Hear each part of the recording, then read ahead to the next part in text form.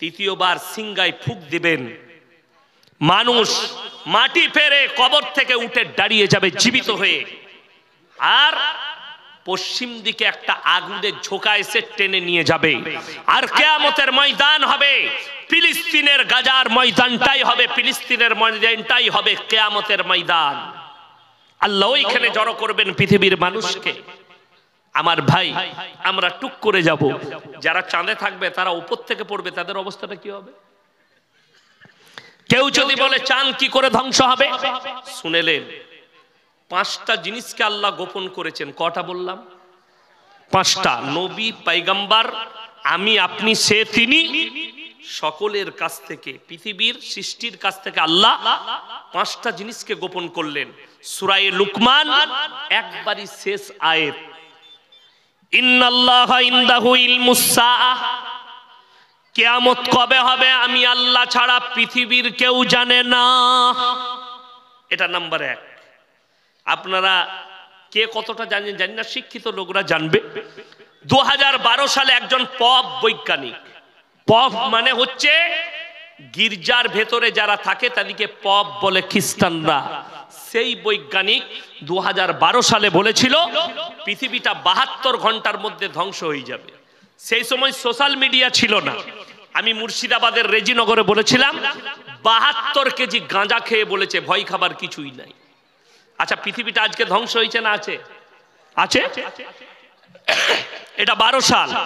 গত বৎসরে রমজানে বাংলাদেশের এক হুজুর সুর করে বক্তব্য দিলে, রোজার মাসে কি বক্তব্য? আমার ভাইয়েরা, মায়েরা, বোনেরা, রমজান মাস 15ই রমজান শুক্রবার, আর আল্লাহর নবী বলেছেন কিয়ামতের ময়দানটা হবে, কিয়ামত পৃথিবী ধ্বংস করবেন, মাসটা হবে রমজানের মাস, আর 15ই রমজান শুক্রবার পড়বে আল্লাহ পৃথিবীকে ধ্বংস করবে। সবাই ভয়ে মরে গেল।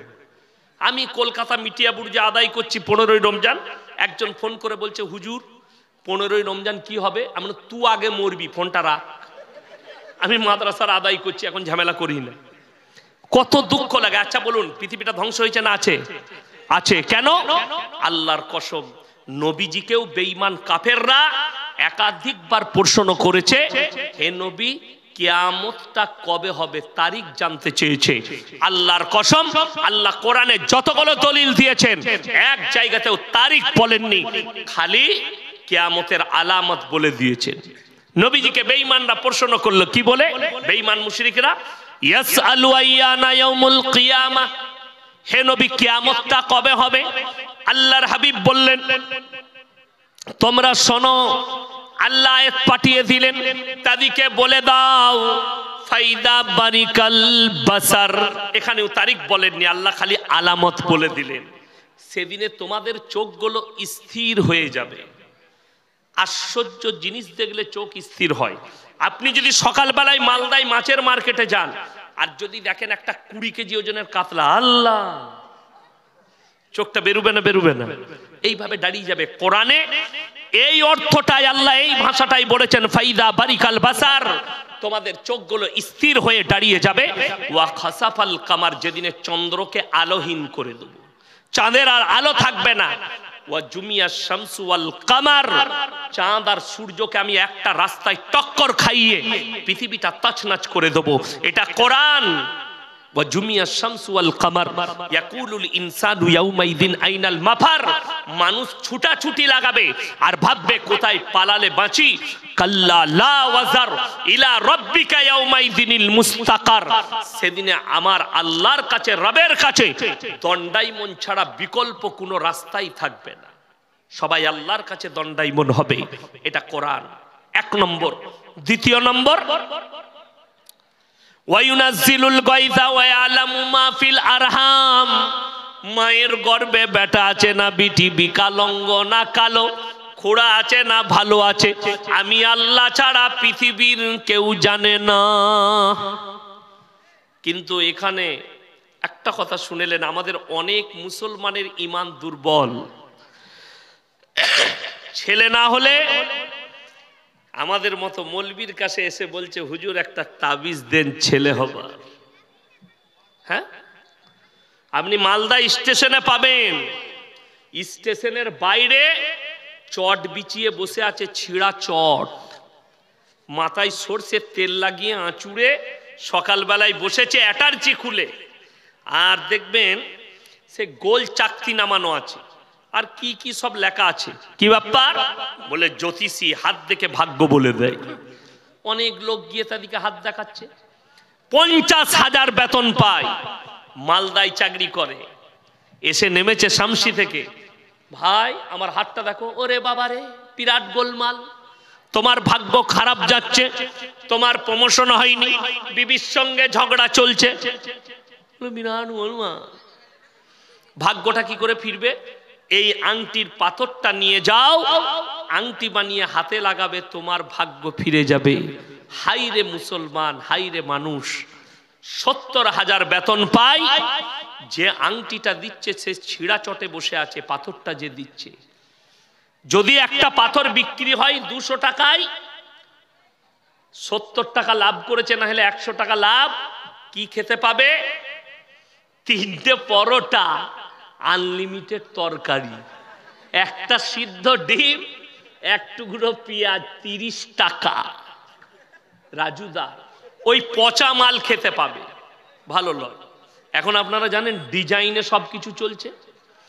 আমাদের বৌদিকে যদি বলে দেন গাওয়া ঘিয়ের পরোটা করে দিতে, দিবে না? দিবে না। গাওয়া ঘিয়ের পরোটা করে দিচ্ছে, বিবি বলছে হাতে করে খাওয়াতে বললে বিবি ভালোবেসে হাতে করে খাইয়ে দিবে, ভালো লাগবে না। ভোর 5টায় হারামখোর মালদা থেকে গিয়ে লাইন দিয়েছে, বলছে আমি মালদা থেকে এসছি, রাজুদার পরোটা খাবো। হারামখোর বইয়ের গাওয়া ঘিয়ের পরোটা ভালো লাগলো না, পচা তেলের পরোটা খেতে গেছে লাইন দিয়ে। এর থেকে দুঃখ ডিজাইন। হাওড়া জেলায় একটা চায়ের দোকান করেছে একটা মেয়ে ছেলে, ছোট পোশাক পরে চা বিক্রি করছে, যত ভিড় খালি ইয়ং ছেলেদের। দিদি চা। কিসের? ওটা তো চায়ের ভিড় নয়, ওটা দিদির ভিড়, ওর শরীরের ভিড়, ওর পোশাকের ভিড়। এটা আমি শরীয়ত বলছি, আপনাদিকে গল্প বলি নাই। কিয়ামতের পূর্বে রাস্তাঘাটে কুকুরের মতো জিনা করবে, এটা কিয়ামতের আলামতের মধ্যে একটা আলামত। যতগুলো পুরুষ তার চায়ের দোকানে দাঁড়িয়েছে, তারা জিনার নিয়ত নিয়ে দাঁড়িয়েছে, কেউ চা খাবার নিয়ত নয়। যদি বলেন চায়ের ভিড়, তাহলে সুজাপুর ডাঙ্গাই যেতে হবে চা খেতে, ওইটা হচ্ছে চায়ের ভিড়। আমি ওখানে দাঁড়িয়ে মালাই রুটি চা খাই, বেচারা আমার চায়ের পয়সা নিতে চাই, আমি জোর করে দিই। ওইটা হচ্ছে চায়ের ভিড়, আর ওইটা হচ্ছে শরীরের ভিড়, ওটা হচ্ছে তার দেহর ভিড়, চায়ের ভিড় নয়। এটা কিয়ামতের আলামত। বর্বরতা বেড়ে যাবে, লেখে নিয়ে যান। রাসূল আকরাম সাল্লাল্লাহু আলাইহি সাল্লাম বললেন, কিয়ামতের পূর্বে বর্বরতার যুগের পাপগুলো মডেলিং হয়ে ফিরে আসবে তোমাদের কাছে, অনুভব করতে পারবেন না। আজকে ভারতের সুপ্রিম কোর্ট রায় দিয়েছে সমকামী, ভারতে লিগেল। আজকে মুসলিমদের মধ্যে বিষ ছড়িয়ে গেছে। সমকামী এই পাপটা রাসূলের যুগের পাপ নয়, এই পাপটা ইমামদের যুগের পাপ নয়, এই পাপটা ইমাম বুখারী ইমাম তিরমিজির যুগের পাপ নয়। এই পাপটা হচ্ছে হযরতে লূত নবীর কওমের পাপ, যে পাপের কারণে একটা পুরো নসলকে আল্লাহ ধ্বংস করেছেন। ম্যাপটা খুলে দেখবেন, পৃথিবীর ম্যাপটা আল্লাহ তাআলা রুটির মতো পাল্টিয়েছে। যে সাগরটার নাম বৈজ্ঞানিকরা মরা সাগর দিয়েছে, যেখানে একটা পোকা মাকড়ও জন্মায় না, তারা এতটা অভিশপ্ত। আল্লাহ তাআলা এই পাপের কারণে কোরআনে লাকির টেনে দিয়েছে, লূত নবীর বিবি জাহান্নামে যাবে, নবী হওয়ার পরেও সে তার স্বামী আটকাতে পারবে না কিয়ামতের দিনে। এরপরে আপনি এই পাপকে অ্যাকসেপ্ট করছেন, এই পাপকে আপনি মেনে নিচ্ছেন। বেঈমান কাফেররা ঠান্ডা মাথায়, হে আমার স্কুল কলেজের যুবক যুবতী, তোমাদেরকে ঠান্ডা মাথায় জিনা করাচ্ছে, তুমি বুঝতেই পারো না জিনা কোনটা। আপনি মনে করেন, আমার যুবক যুবতীরা ভালো করে শুনবেন, আপনি মনে করছেন জিনা মানে শারীরিক সম্বন্ধ। না, হাতের জিনা, কানের জিনা, চোখের জিনা, নফসের জিনা, মুখের জিনা, পায়ের জিনা, নফসের জিনা, শারীরিক জিনা। আপনি হাতের দ্বারা কোনো মেয়েকে টাচ করেছেন, ইসলামে ওই জন্য মেলা হারাম। ইসলামে নির্জনে একটা পর পুরুষ আর পর নারী এক কাছে হওয়া হারাম। শরীয়ত বলছে। আমার ভাই, যদি আপনি বলেন আপনাদের মতো মৌলী সাহেবের কাছে কোনো মেয়ে গেলে আপনারা কি করে কন্ট্রোল হারাবেন? ওরে হারামখোর, আমি তো অনেক দূরের কথা, মৌলবি মুল্লা তো অনেক দূরের কথা। খুদ একজন নবী, ওয়ালাকাদ হাম্মাত বি ওয়া হাম্মা বিহা লাউলা আররা বুরহান রাব্বি, সূরা ইউসুফ নবী বলছেন, আমাকে শয়তান ওয়াসওয়াসা দিয়েছে যখন জুলাইখা নিজেকে বেবস্ত্র করে দাঁড়িয়ে গেল, ওয়াকালাত হাইতালাক, আমার দিকে অগ্রসর হও, আমাকে টিপে ধরে মনের কামনা আর বাসনা পূরণ করো। হযরত ইউসুফ নবী বলছেন, ওয়ালাকাদ হাম্মাত বি ওয়া হাম্মা বিহা লাউলা আররা বুরহান রাব্বি, আল্লাহ আমাকে হেফাজত করেছে, কিছুক্ষণের জন্য শয়তান আমাকে ওয়াসওয়াসা দিয়েছে, সুযোগ আছে জিনা করে লাও। আল্লাহ আমি পয়গম্বর বলে আল্লাহ আমাকে বাঁচিয়েছে। ইয়াসিন কি করে বাঁচতে পারে? আমার মধ্যে নফস দিয়েছে, আমার মধ্যে যৌবন দিয়েছে, ওই জন্য সাবধান হচ্ছে। আমার বলার উদ্দেশ্য, আগামীতে জলসা করলে এই পর্দা দিবেন না, এমন এক পর্দা দিবেন বক্তাকে যেন চোখে কোনো নারী না দেখতে পায়, না বক্তা নারী দিকে দেখতে পায়, না পুরুষকে তারা দেখতে পাবে, না আমরা তাদেরকে দেখতে পাবো। আমার মাদ্রাসার জলসায় 30,000 শ্রোতা হয়, 30 থেকে 40টা গরু জবাই হয়, ডেলিগেট থাকে না, ফ্রি বিরিয়ানি, 150 টাকা কিলো চালের বিরিয়ানি কলকাতার বাবুর্চি রান্না করে, খালি 70,000 টাকা বাবুর্চি নেয়, ফ্রি খাবার দাবার লোকে দেয়, লোকরাই খায়। আপনি দেখাতে পারবেন না মহিলারা কোন রাস্তায় এলো, অথচ প্রত্যেকটা মায়ের কাছে 1 কিলো করে বিরিয়ানির প্যাকেট পৌঁছে যায়, আর তারা গেল কোন রাস্তায়। আর আজকে এমন অবস্থা, মহিলারা চাপ দিচ্ছে স্টেজে গিয়ে বক্তাকে দেখব। আমার মতো বক্তাকে দাওয়াত দিবেন না।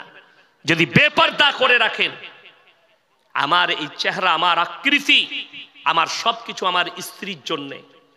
একটা পুরুষের যৌবন তার স্ত্রীর জন্য, একটা নারী তার যৌবন, তার সৌন্দর্যতা তার স্বামীর জন্য, পরপুরুষের জন্য নয়। কোরআনে মারাত্মক অর্ডার দেওয়া হয়েছে এটার জন্য। 18 পারা প্রথম পৃষ্ঠা, قد أفلح المؤمنون الذين هم في صلاتهم خاشعون والذين هم عن اللغو معرضون والذين هم للزكاة فاعلون والذين هم لفروجهم حافظون। তোমরা মুমিন তারা হবে যারা নিজেদের লজ্জা স্থানের রক্ষণাবেক্ষণ করবে। আজকে বেঈমান কাফেররা যেটা চেয়েছে তারা কামিয়াবি লাভ করেছে। বুখারী শরীফের হাদিস শুনেলেন তাদের কামিয়াবি কোনটা, আর আমরা নাকাম কি করে হয়েছি। কোরআন আমাদের, রাসূল আমাদের, হাদিস আমাদের, আদর্শ আমাদের, তারপরও আমরা নাকাম কেন? বেঈমান কাফেররা আমাদের ব্রেনে এমন মন্ত্র ভরে দিয়েছে, ঠান্ডা মাথায় চাপিয়েছে। আপনি আলেম বিরোধী হলেন, আপনি কোরআন বিরোধী, আপনি রাসূল বিরোধী। একটা আলেম যদি হক কথা বলে, আপনি পেছনে গিয়ে গালি দেন, যেটা আপনার যে পাপে আপনি লিপ্ত আছেন, ওই পাপ করার কারণে আপনি মৌলবীকে গালি দেন। আপনি ইমাম জুম্মার দিনে জিনার বয়ান করলে, পরকীয়ার বয়ান করলে ইমামকে তাড়ানোর ব্যবস্থা করেন, যেহেতু আপনি পরকীয়ায় লিপ্ত হয়ে আছেন। খুব দুঃখের বিষয় এটা। আপনাকে বলে চাই, বুখারী শরীফের হাদিস, একটা পুরুষ টাকনুর ওপরে কাপড় পরবে। বেঈমান কাফেররা প্যান্ট তৈরি করেছে, প্রত্যেকটা যুবকের প্যান্ট টাকনুর নিচে, নামাজ পড়ার সময় খালি গুটিয়ে নিচ্ছে। ঠিক বললাম না? কিছু যুবক নামাজের সময় গুটাচ্ছে। কোন মৌলবি যদি ফতোয়া দিতে পারে নামাজের সময় টাকনুর ওপরে গুটি নেওয়াটা, এটাই খালি শরীয়ত, নবীজি এটাই বলেছেন। বাকি টাইম নিচে থাকলে অসুবিধা নাই, হারাম। টাকনুর নিচে যে পুরুষ কাপড় পরবে, মারাত্মক দুটো পাপ। এই টাকনুর নিচে কাপড় পরার কারণে আল্লাহ ওই অঙ্গগুলো জাহান্নামে দিবেন। নাম্বার 1, টাকনুর নিচে যারা কাপড় পরে তাদের দিলেতে তাকাব্বুর মানে অহংকার আসে। আর হাদিসে আছে যারা অহংকারী হবে আল্লাহ তাদেরকে জান্নাতে দিবেন না। আপনি ওই পোশাক পরেছেন, অহংকার এসছে টাকনুর নিচে। দ্বিতীয় নম্বর, আপনি রাস্তায় যাচ্ছেন, রাস্তায় যেতে যেতে কুকুরের গু ঠেকে গেল, কুকুরের মুখ থেকে গেল, যেহেতু টাকনুর নিচে প্যান্টের, বুটের নিচে প্যান্ট, চপ্পলের নিচে প্যান্ট, ছেচুড়ে ছেচুড়ে যাচ্ছে, ওই প্যান্ট পরি আপনি নামাজ আদায় করছেন। মারাত্মক। আমি গত বছরে মুম্বাই যাচ্ছি, কলকাতা এয়ারপোর্টে দাঁড়িয়ে আছি, বোর্ডিং পাস করাবো সকাল 6:30টায়, লাইন লম্বা।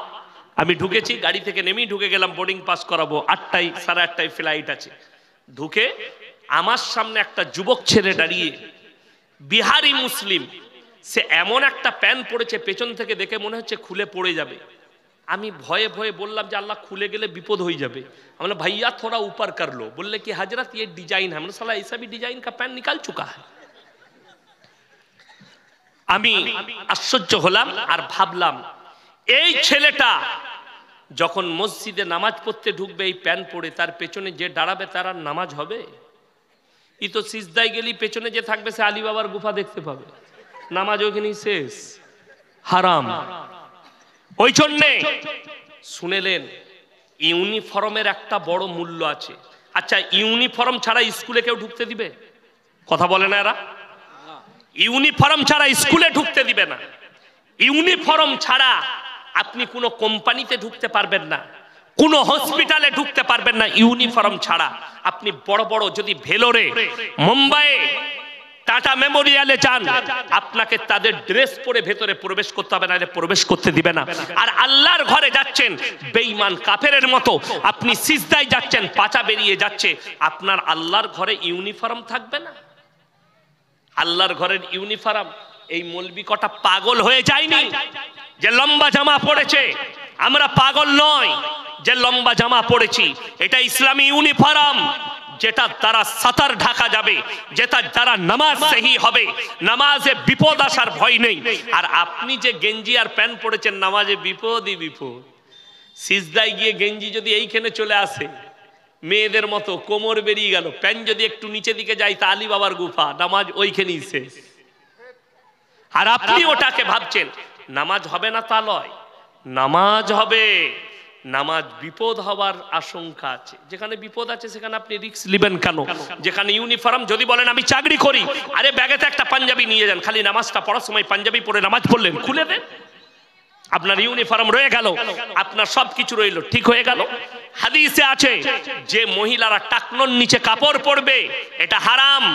ওই মহিলারা টাকনুর ওপরে যে মেয়েরা কাপড় পরবে তাদের ওই অঙ্গগুলো জাহান্নামের আগুনে জ্বালানো হবে। বেঈমান কাফেররা যে সালোয়ার গুলো এখন বর্তমানে তৈরি করছে সব এখানে, ঠিক বললাম না? কিছু কিছু মেয়ে আবার পায়ে কালো কার বাঁধছে, এটা কি বলে লজল লাগবে না, গলায় দড়ি বাঁধ আর মরবি না। আমাদের সমাজটা কিন্তু অর্ধেক শেষ হয়েছে হাদিসুন নিসায়। কিসে? মেয়েদের হাদিসে। এই গত বছরে একটা মুর্শিদাবাদের ছেলে আমাকে ফোন করে বলছে, হুজুর আমাবস্যার রাতে কি বিয়ে করা যাবে? মানে মোটেই করবি না, কালো ছেলে হবে। কি বলবো তাকে? কার হাদিস? ওর খালার আর ফুপুর। হ্যাঁ, এই 2 বছর আগে আমি বর্ষার টাইম, আমার গ্রামে একটা আমার দূর সম্পর্ক আত্মীয় বিয়ে ঠিক করতে এসেছে। আমাকে বলে হুজুর থাকবেন?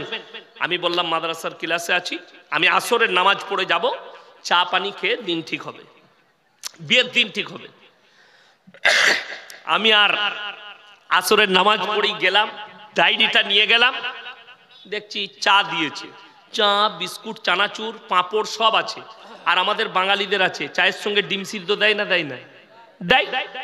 ডিম দেয় নাই। আমি মনে মনে ভাবলাম আল্লাহ ডিমটা ভুলে গেছে না কিনে নি, না পয়সা না, যাই হোক।